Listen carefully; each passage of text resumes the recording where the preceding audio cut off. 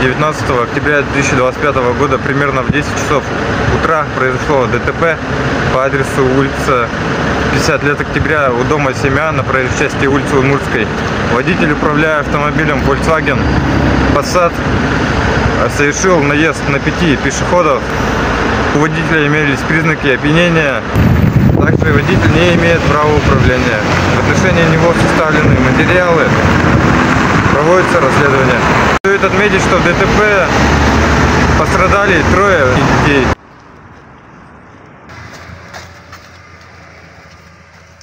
Пассажир. Кому принадлежит транспортное средство? Автомобиль чей? Мне. За рулем кто находился? Человек другой. Знаете вы его? Да. То есть, получается, вы передали управление транспортным средством в состоянии опьянения водителя? Получается. Вы у нас являетесь водителем, да, транспортного средства, Да. который совершили ДТП? Да. Знаете, что произошло-то, нет? Да. А что произошло? Наехал на пешеходов. Право управления транспортным средством есть у вас? Нет. Водительское удостоверение? Нет. Ранее получали? Нет. Тогда на каком основании сели за руль управления транспортным средством? Прокатиться. Что употребляли сегодня? Алкоголь. В каком количестве? Что употребляли? В клубе. Просто коктейль.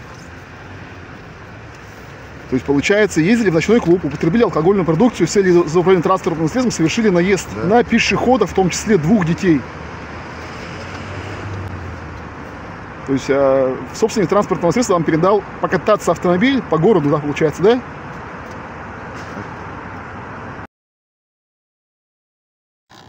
$0,966 тысячных.